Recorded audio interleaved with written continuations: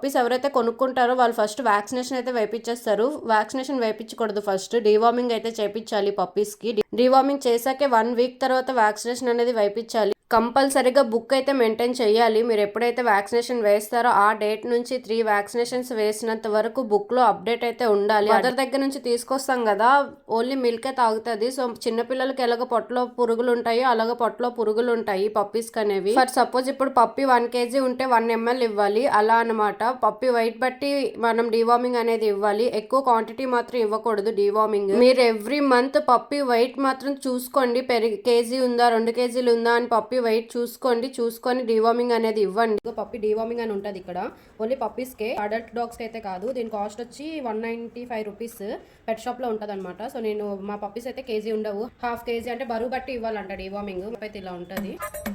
వేసుకోవాలమ్మా.